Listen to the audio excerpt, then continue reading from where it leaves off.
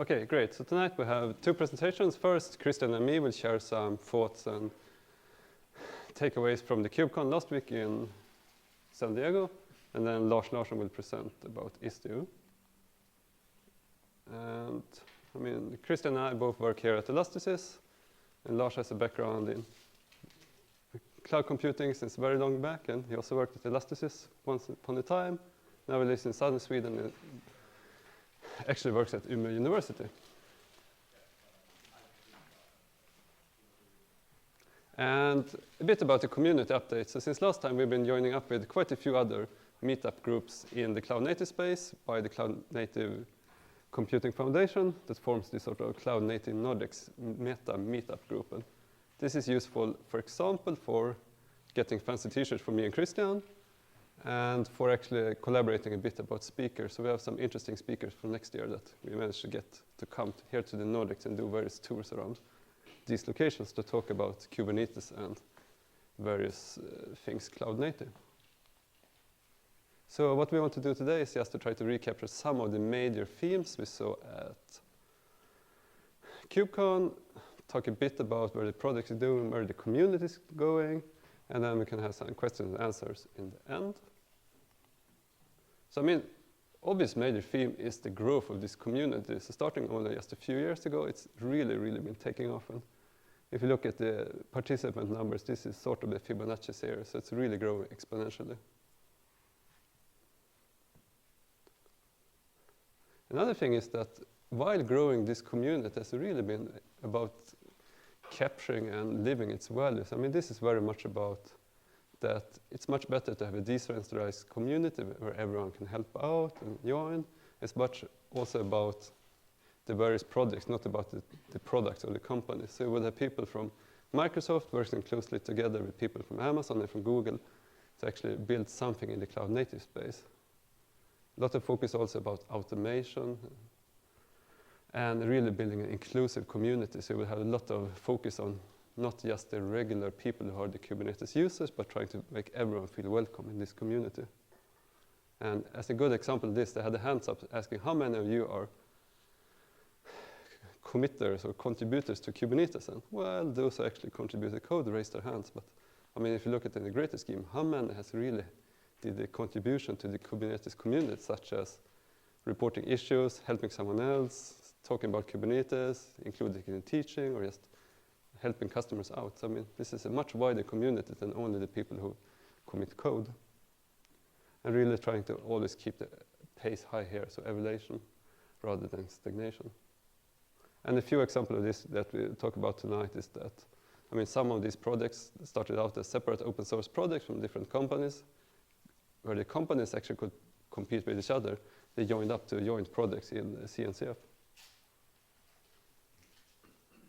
Okay, first trend we want to talk about is GitOps. Who has heard this term? Yeah.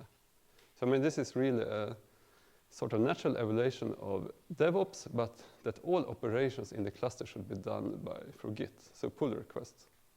So I mean, this will really give a consistent view of then what is a cluster, because you will have all the desired state of your cluster declared in Git, and then the cluster would sort of just pull any updates.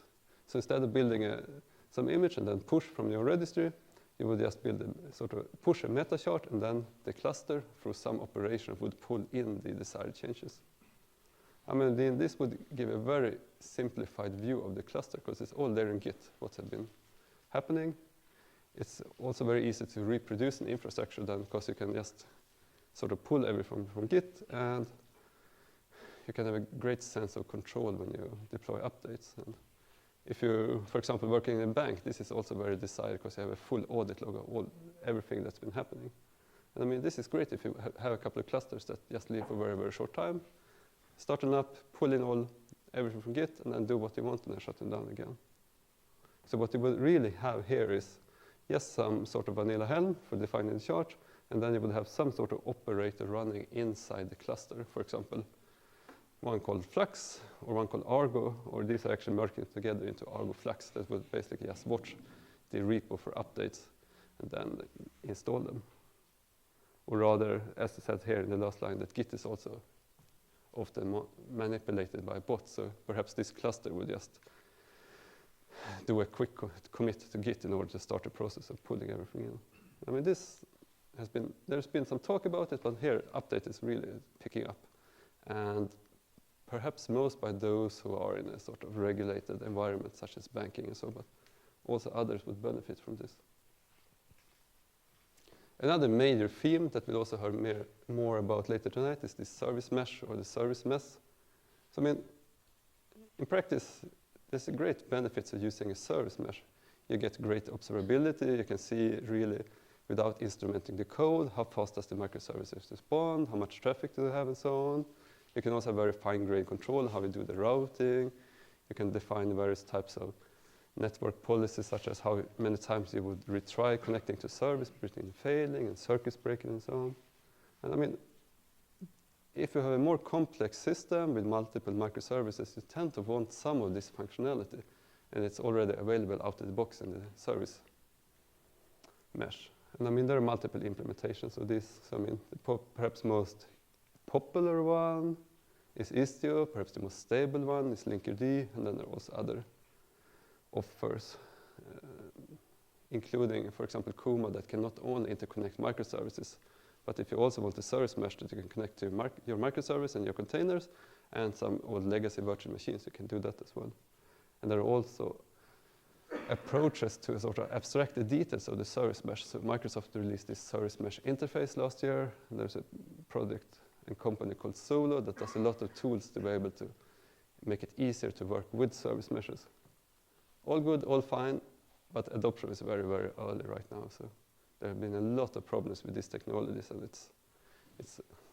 it's not a small change to introduce a service mesh into your production environment. So people are very hesitant.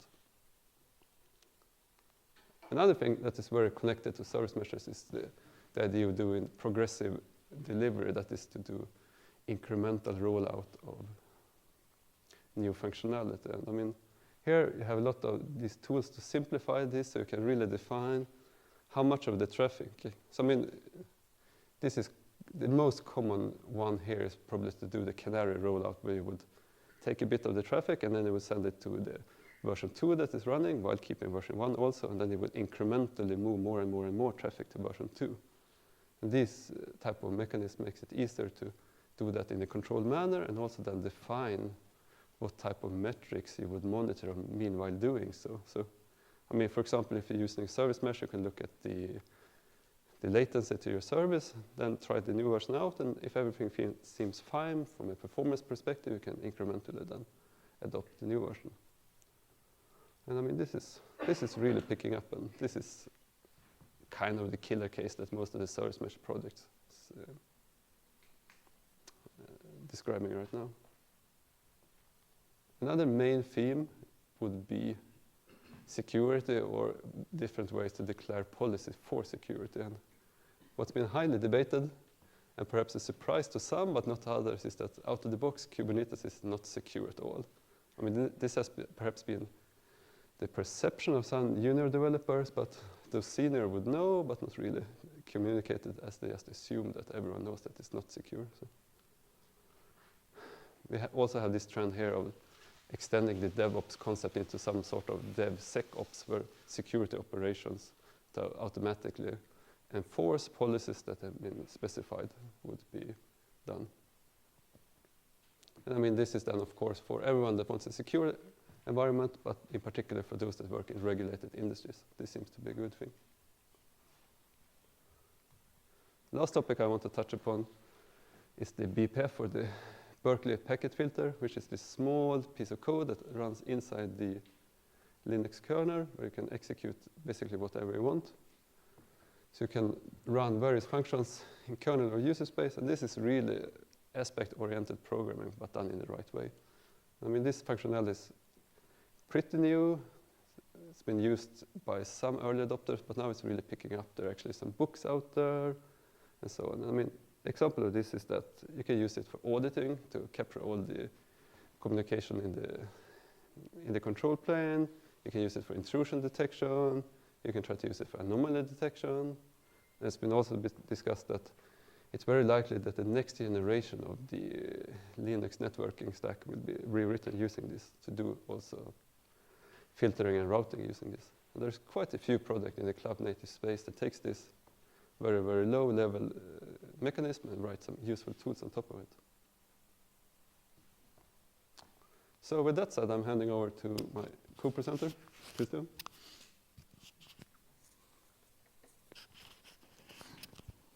So hello everybody.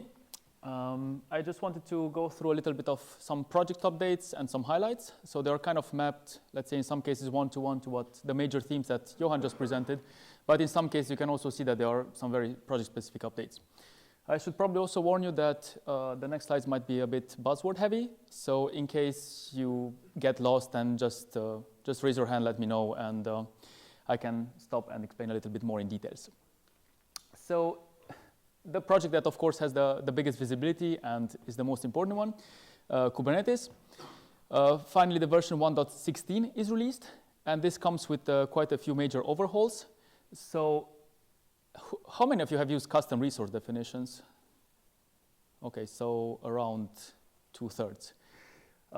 So custom, for those who are not familiar with this concept, Kubernetes initially started with objects such as pods and secrets and deployments.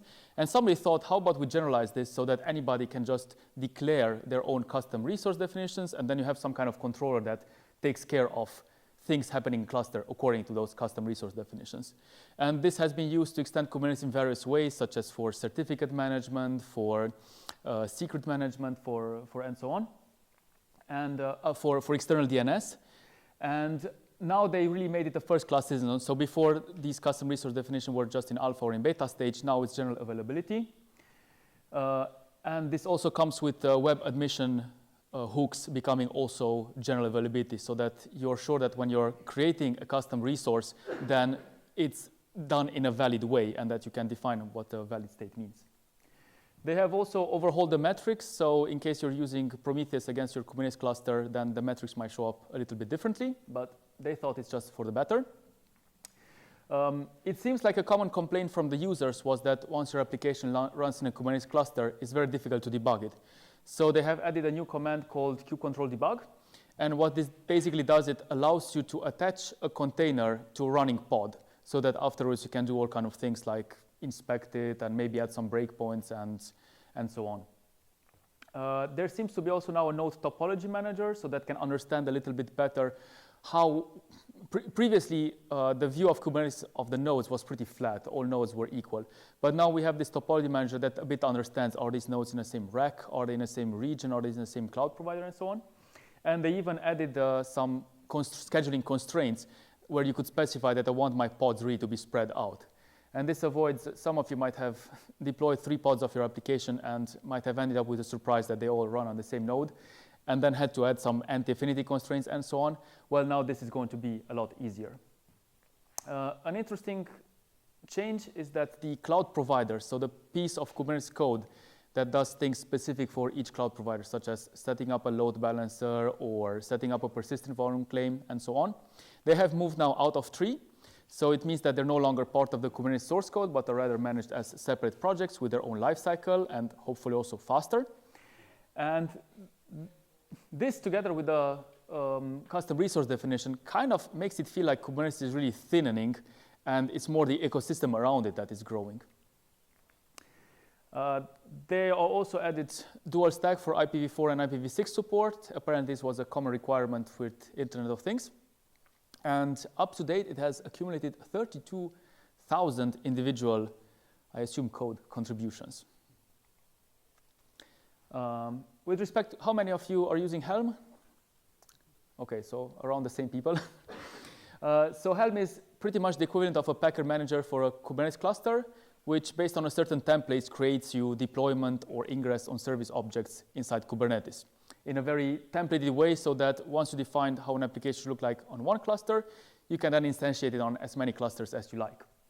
And a major update is that Helm 3, so there was a major rehaul of Helm from version 2 to 3, and they released version 3 just in time for KubeCon, and everybody was very much cheering at the fact that the server-side component of Helm called Tiller is gone, except for penetration testers, which apparently really enjoyed that this was weakening, that Tiller was previously weakening the security model of a Kubernetes cluster, but now this is gone, so we can assume a safer world out there. So for those who want a bit more technical details, instead of storing the release itself in Tiller as an opaque object, they just store it as some secrets inside the namespace itself where well, the Helm release is being deployed. And in order to easily transition from Helm 2 to 3, there is actually a tool out there, Helm 2 to 3 convert, which allows you to convert a release inside the cluster in place. So basically your application and your Kubernetes objects won't be touched at all. It will be just the meta information that Helm stores in your cluster that will be changed. And then of course you should, after you run these commands, you should kind of decide, do I want to go ahead with Helm 3 or do I want to stay with Helm 2? Because it's, you might end up with huge surprises if you switch back and forth between the two. There is also a plan to add a Helm hub, a bit the equivalent of the Docker hub. The new Helm release does not include any default Helm repository. This is in contrast to Helm 2, which had the stable repository. Helm also nowadays tries to do a 3-way merge instead of a 2-way merge, so that the previously Helm looked at the current state of the cluster, and it looked at the state of your files, of your release, and then it tried to merge these two together. And nowadays it kind of tries to also look at what other changes have happened in a cluster, so that if you manually added some kind of pod or a container inside a pod, it would try to make sure that that change is being preserved. A bit like 2-way versus 3-way merging when it comes to source code repositories. Yeah, and there are also plans, but I understood that this is not a feature enabled by default, to actually allow you to store Helm charts on something like a Docker hub, so that you wouldn't have to have a separate registry for your Helm charts and a separate registry for your Docker containers, but could store them all together. And for those of you who got annoyed about how Helm is dealing with custom resource definitions, which was really annoying, now apparently they added some special handling for that, in which first the custom resource definition will be rolled out. It would wait for that to be finished, and it's only afterwards that the release would be rolled out. So all in all, I'm really excited to finally see the transition to it. But I might warn you, I've seen quite a few charts out there that are not yet quite compatible with Helm 3, so you might want to hold your horses and wait a little bit longer for now. Continuing in the theme of Helm and continuous delivery. So one of the ways of enforcing GitOps, which is, for example, used by GitLab, is to just use vanilla Helm and to continuously deploy Helm releases to your cluster. And apparently, at least for them, it works. However, some other people wanted to try out some other approaches. And in particular, there were two approaches that have emerged. One that was coming from Inuit, the tax filing software in the US, and the other one that was coming from Weaveworks. And the idea is that they realized that, okay, we're really solving the same problem with the same concept. So here is a prime example of project before companies. So they just decided to merge. And they're pretty much running something inside the cluster that is constantly polling your Git for new Helm releases, and then just applying them to your cluster. And very interestingly, so if, for example, one of them discovers that there is a new Docker image available, you can actually define a policy so that the cluster would start changing its Helm release, and then, so it would do a Git commit, and then it would reapply that updated Docker image on the cluster. So you kind of get the best of both worlds in the sense that the cluster auto-updates itself based on policy, but on the other hand, you still have an audit log of exactly what it did, and you can recreate that exact cluster somewhere else. Two more projects that have merged, Open Tracing and Open Sensors, are going to become Open Telemetry. How many of you have used any of these projects before? Okay, so not that many. These two projects used to solve kind of the same problem in the sense that when you're running something in production, especially if it's on the customer's premises and it's not in a cluster that you own, you often want some information out there. Like, for example, okay, this thing runs slow. Why is it running slow? Which function is it making run slow? You want very precise traces of what's the call stack of your application, where exactly did it fail, what took time, and so on. And so these were two projects that basically required some changes to your source code. I would say quite intrusive, to be honest. But in the end, they decided, okay, let's just merge together and offer one unified way of doing telemetry and tracing inside the cluster. we talked about security and policy in a programmatic way of enforcing policies as a major theme. And this was highlighted by OPA and Gatekeeper that again has been updated from version 1 to version 3. And they really like to position themselves as a generic engine for basically taking some JSON input. You're using the Rego language, which is a weird language to define policies. And then it just outputs some kind of JSON, which often ends up being, yes, the policy was accepted, or no, the policy is denied. And initially, I think that its initial purpose was really to act as a policy enforcer for the Kubernetes API. But in the meantime, they have positioned themselves as integrating with pretty much everything out there. So for example, you can put it as a front end to a storage object, and like Minio, and say, well, I want to allow this kind of operation on this kind of bucket, but not this kind of operation on a different bucket. And they were also mentioning integration with Terraform and plenty of other integrators. So Gatekeeper is the component that basically intercepts the Kubernetes API and then dumps it into OPA. And then the open policy agent has to make a decision whether that API call is accepted or not. So I'm not sure how many of you have used open policy agent before. So let me just give you an example.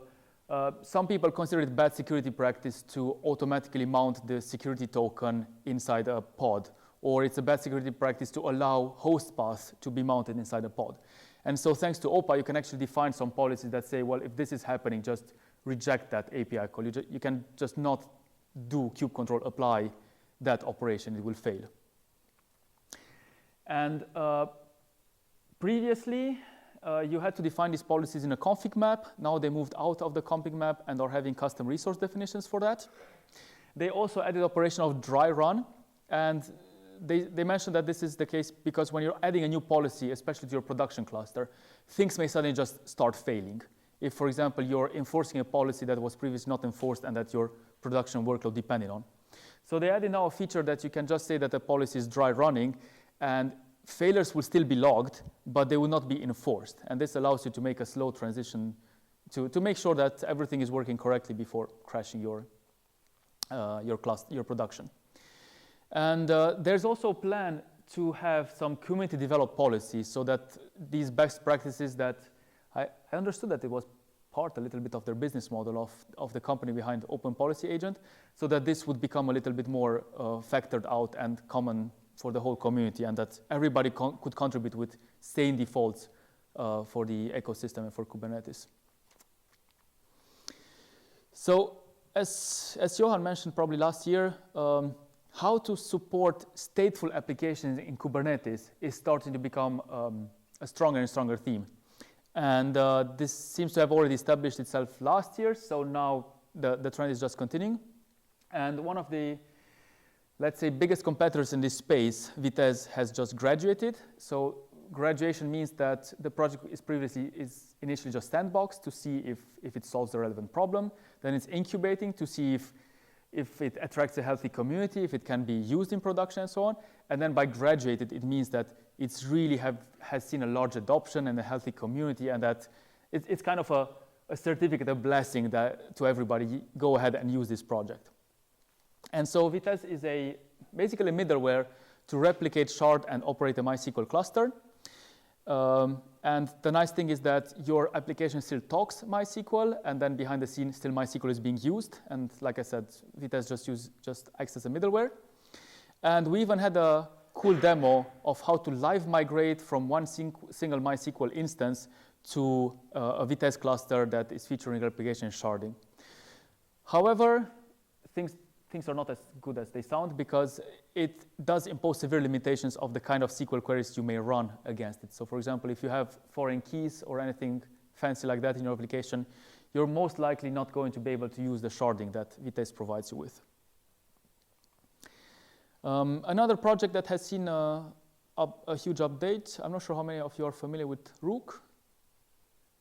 Okay, so Rook is a project that has initially been thought to operate storage inside the Kubernetes cluster. So basically as a meta provider to all the other storage applications out there, like Ceph, for example.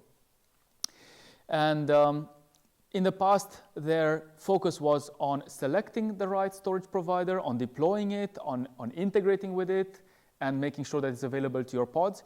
And nowadays, they want to move further and to also support migrating from one storage provider to another, or to change the way the storage providers are working, snapshot backing, cloning, and so on.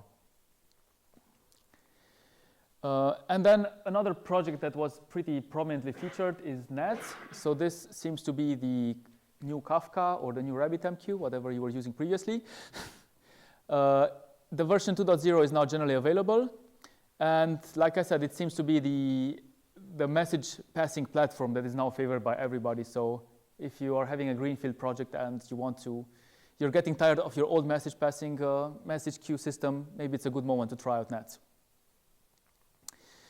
So to give you some takeaways, I really got the feeling that while Kubernetes is shrinking and more stuff out of it gets external, the cloud native space is getting bigger, more project adoption, more projects that are graduated and are becoming more mature.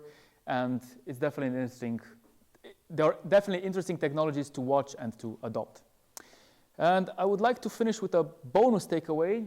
It seems like no decent cloud native presentation can finish without a proper meme. So that's why I'm leaving you with this one. Thank you.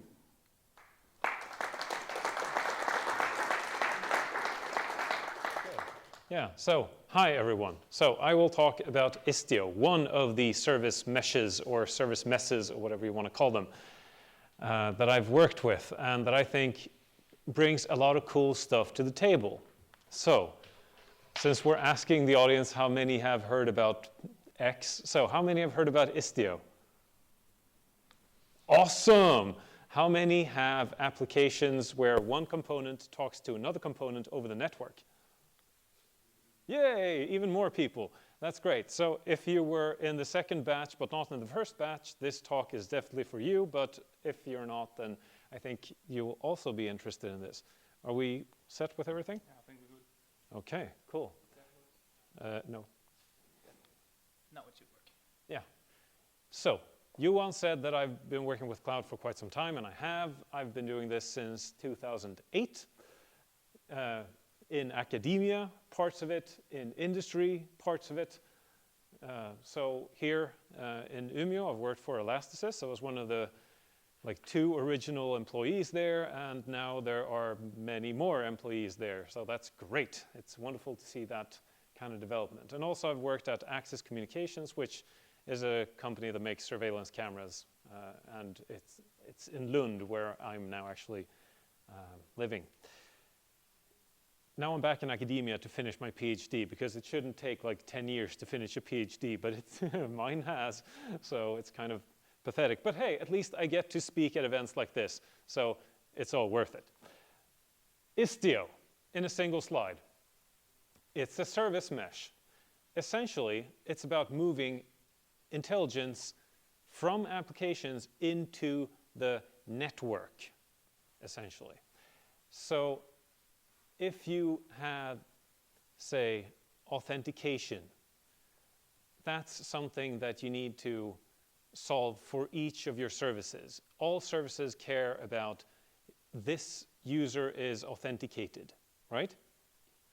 So does that mean that you should let all your microservices in all the languages that you use implement the same type of checks but using different libraries? Is that smart? What if there's a bug in one of them? So how about solving networking-related problems in a uniform way and also moving that functionality away from your applications and into what you can regard as the network? Doesn't that sound good? Well, it does to me, at least. You get smart traffic management. We heard about smart patterns like circuit breaking and stuff like that. I'll get to that as well. So it's about making clever choices with where do you want to send your traffic. For instance, when you're releasing, you're going from one version of software to another.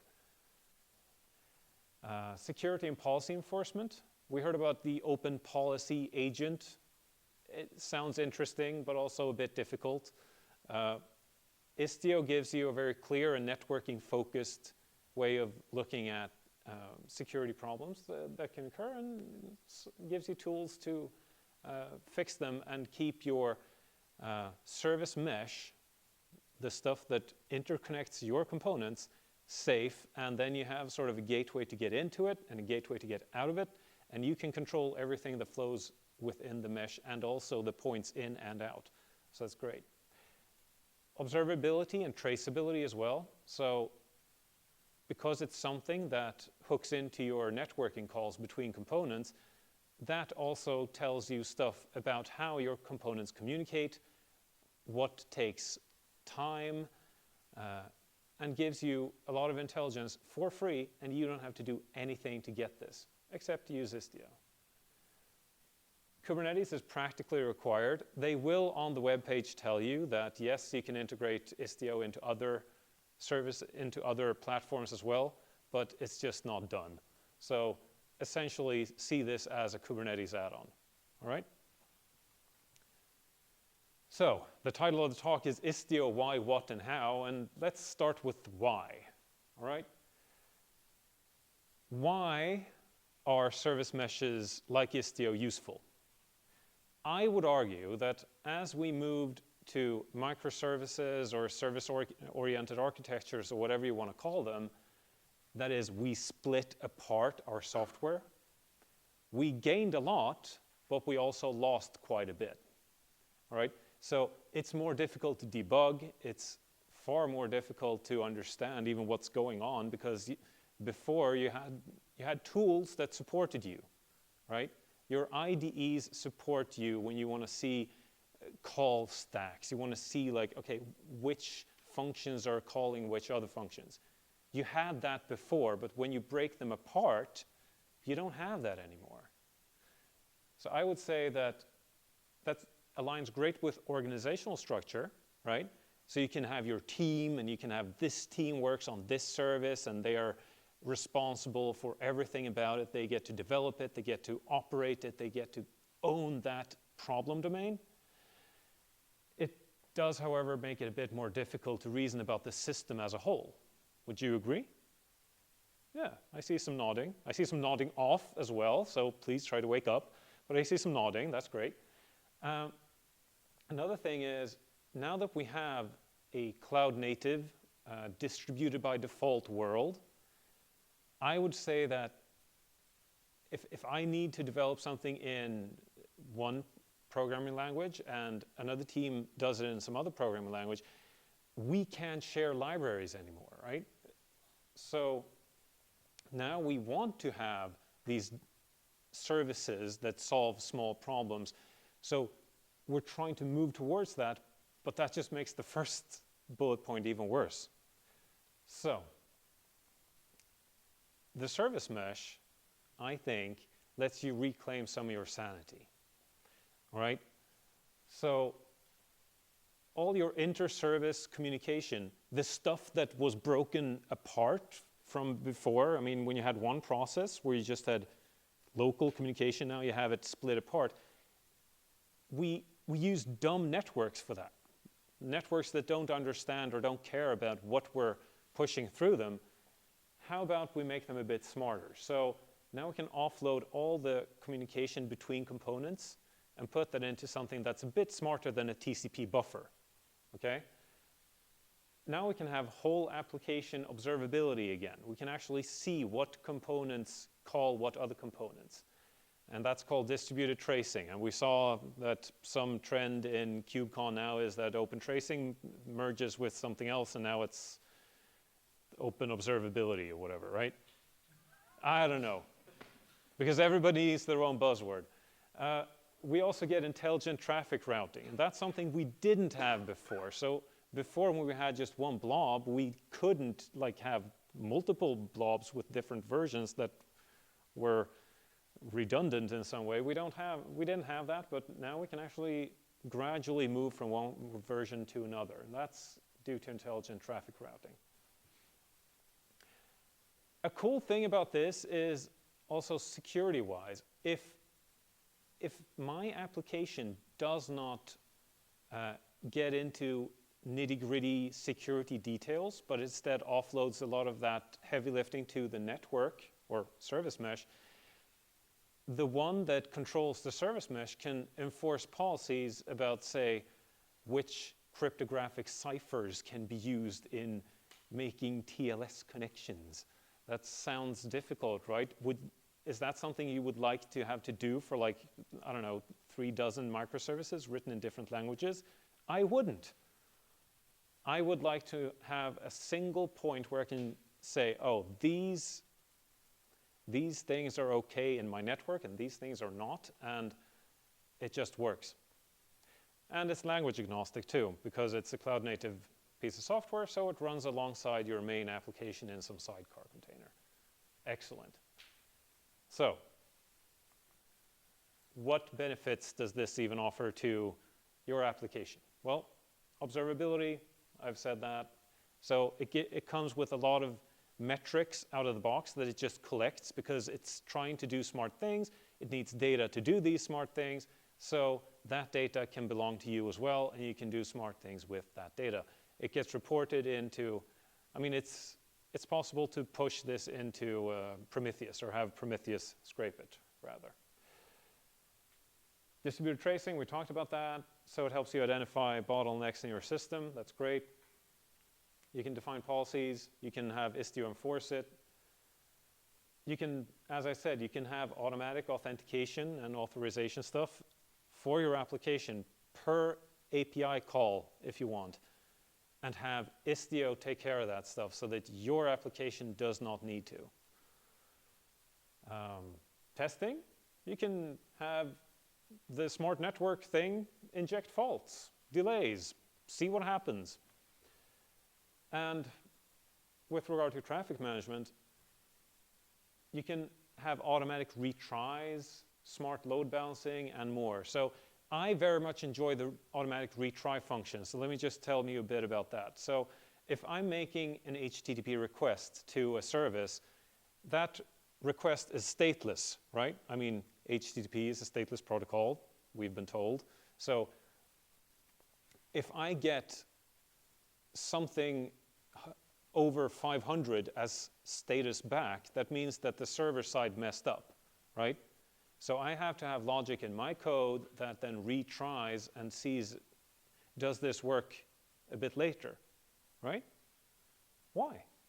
So what Istio lets you do is it lets you say, well, if these error codes show up, just don't show them to the client. Just you yourself, Istio, you try that request again.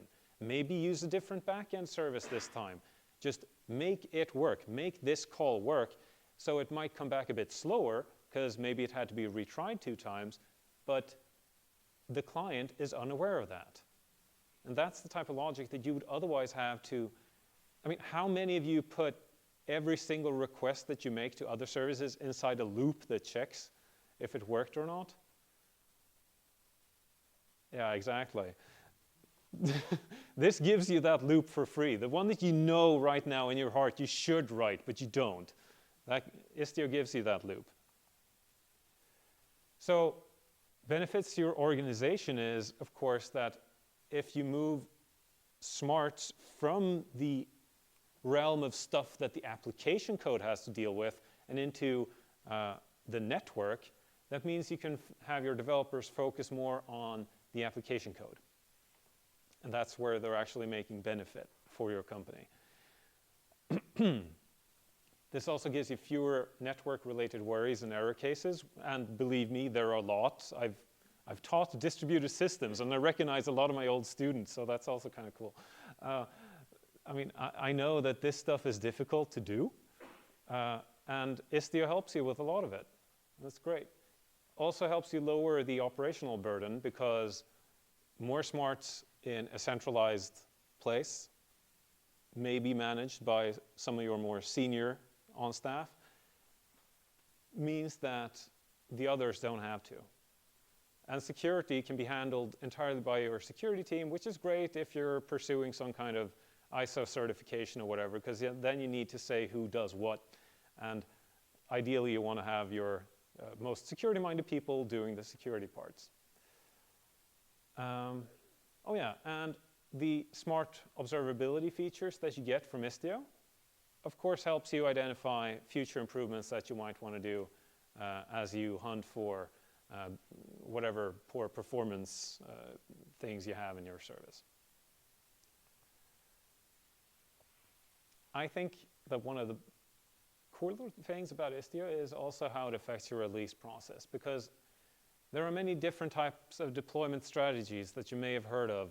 So blue-green, where you essentially have one version of your application here and the next version running here, and you do some testing on the newly deployed one, and if that seems to work, then you want to flip a switch and all external traffic now goes to the new version.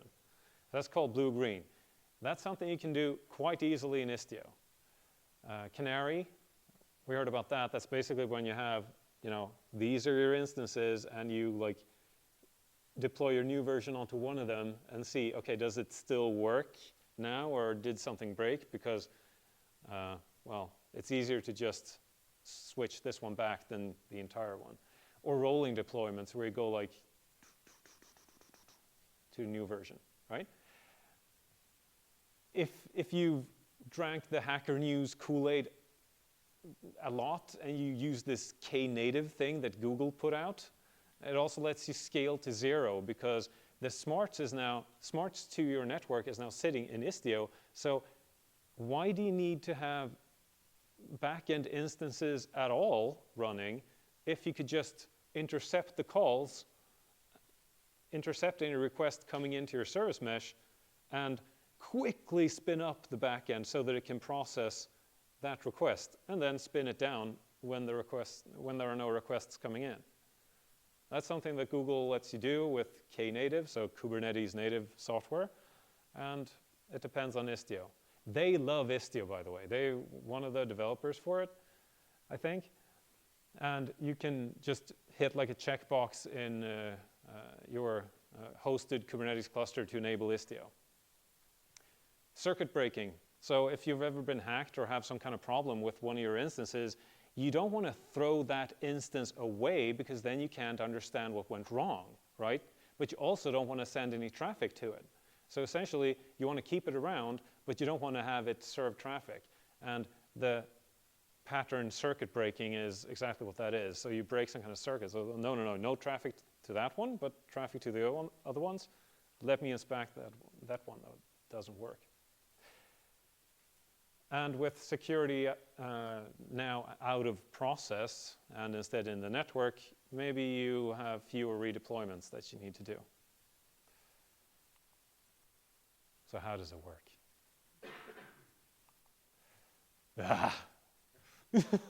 I'm sorry, this is not my image, of course. I stole this from the Istio website.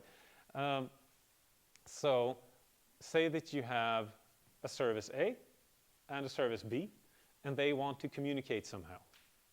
All right? So service A, this is an instance of service A, and that's an instance of service B. It's not the service, it's like a pod instead, right? So this container running in this pod wants to talk to that one over there. It doesn't do that directly. It actually can't. So whenever it thinks it does any kind of external network call, it gets fed into this proxy. That software is called Envoy, and it's configured by Istio. So Istio is actually the bottom part, and this stuff is actually the Envoy proxy. It's been configured by Istio. And proxy to proxy, you can, from here, dictate that, oh, you need to do mutual TLS. So you need to do mutual cryptographic verification of that this thing over here is actually what it says it is, and that one verifies that you are who you say that you are. So they can't talk in any way except through these proxies. And then you can have all these components down here. Can I go? Yeah, so you can have Citadel down here making all kinds of certificates and stuff to push into the proxies. You can have something smart here called Galley making configuration data, Pilot that actually tries to adapt it somehow to the proxies, and the Mixer that also does some telemetry. So this is the one that looks and sees sort of how many packets is this thing moving over the network per second and stuff like that. So it can make some smart load balancing choices and stuff like that, right? So I'm not even going to ask if there are any questions on this, because I'm glad to answer any questions about this, because I've taken a deep dive into Istio, but I don't think that everybody in the room would care about this. So then it's on you if you're asking about it. The point, however, is that there's basically the control plane, that's Istio. Here's where all the smarts are. And then the data plane is between these proxies. So that's the proxies that shuffle the data from one point to another. And they get configured by the control plane.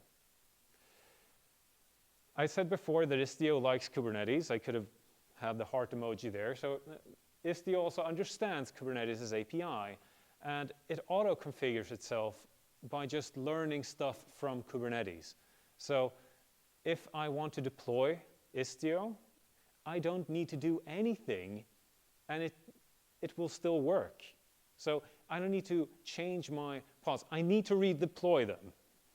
But if I just redeploy them, they will automatically use this stuff. And all the traffic will go through these proxies. And you'll have all that observability stuff that I talked about. So you get all this.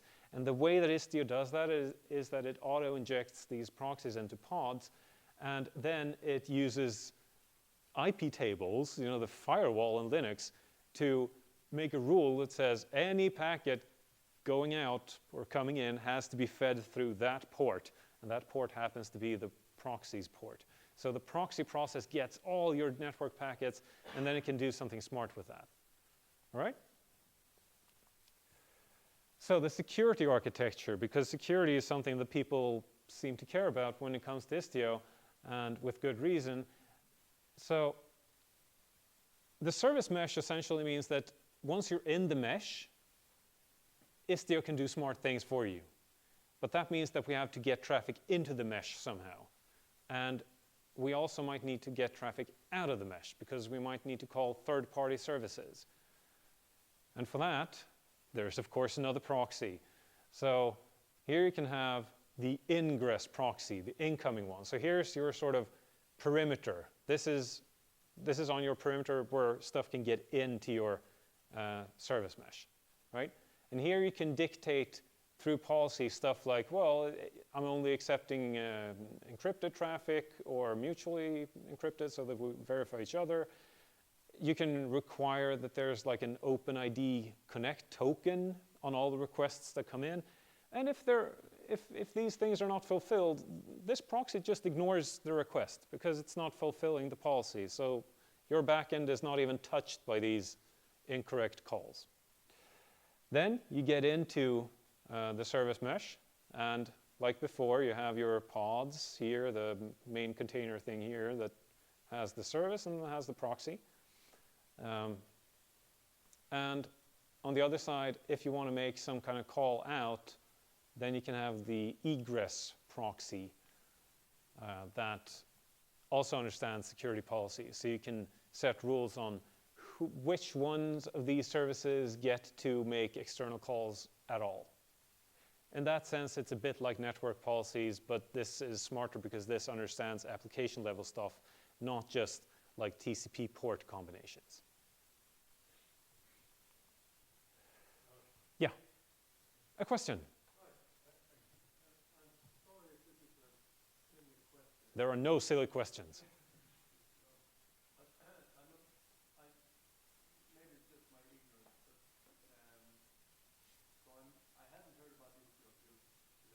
Sure. Sure.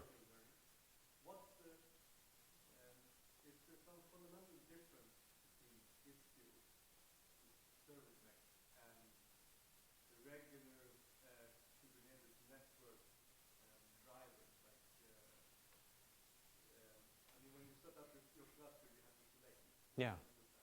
Yes.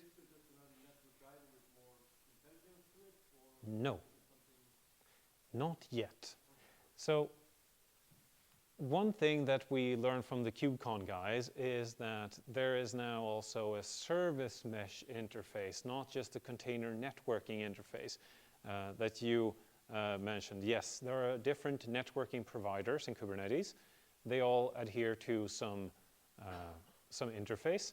And if you recall the networking stack from your education sometime about the OSI model, you know, those networking providers, they operate on the levels 2 or 3. So they understand like VXLAN. They understand essentially IP packets and stuff like that, okay, at best. At best, they understand that. This operates on level 7, so the level of applications. So this can look into your HTTP request and understand what does this request try to do, which headers are set, and stuff like that. And that is something that you would not get from one of those networking providers that you get to choose when you install your Kubernetes cluster. So those create the virtual network where pods get IP addresses and stuff like that. But this understands the sort of what's the point of the traffic, right? So it's on an entirely different level of understanding of what's going on, what kind of data is being shuffled here. Excellent question. Thanks. I do this for a living. All right, so network traffic flow. How does it actually work? This is one of the last couple of slides, so I don't know. Maybe don't pay attention to this one. Do it for the one that says summary. So client traffic hits the ingress gateway, and that could be a cloud load balancer in front of it, or it could be just a node port service in Kubernetes terms, right? The ingress gateway is just a pod which has an envoy proxy, although it might read, you know, a bit more of the configuration than the other ones do. So, but it is part of the service mesh. So it can then just, through Istio's magic, look up which the target pod is, and it then uses your networking provider, as in the question, to get traffic over there. Maybe encrypted, possibly, right? So that's from the envoy proxy at the ingress gateway, and that's towards the target pod, and then the envoy at the target pod, you know, captures that traffic and goes, aha, thanks, this was encrypted, or whatever. Now I'm decrypting it and passing it to the main container in this pod. It's your application container. So what does this mean? Well, it means that we're introducing some network hops. We're actually introducing that through this ingress gateway. So we get a performance hit on that. And we have more network stacks and stuff going on as well here within a pod. So there is, of course, a performance penalty to these smarts. Now, the question is, does that cost you more than your developers, or do your developers cost you more money? And usually, unless you have huge traffic volumes, it's the developers that cost money. Yeah, and also this monitoring component, Mixer, that also has an impact, but Istio is being redesigned so that Mixer should not be as heavy a process as it is today. Cool. Yeah, and then to run the control plane, the bottommost part of the architecture sketch that I showed you, that requires a couple of pods, and together they eat a couple of gigabytes of memory so that it can do all kinds of various cool things. Summary. So now it's time to wake up. So we're putting intelligence in the network, and that makes applications simpler to implement and also to keep them secure. We can easily integrate with tools that give us deployment strategies that help keep deployments uneventful. Because what's the best thing? How do you know a deployment strategy or process is great for your organization. When it's so boring that you never have to worry about it, right? If you worry about hitting the button, you should go back to the drawing board and use better tools that allow you to not worry.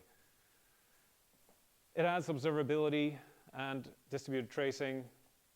This would help you reclaim some of what was lost when you migrated to microservices.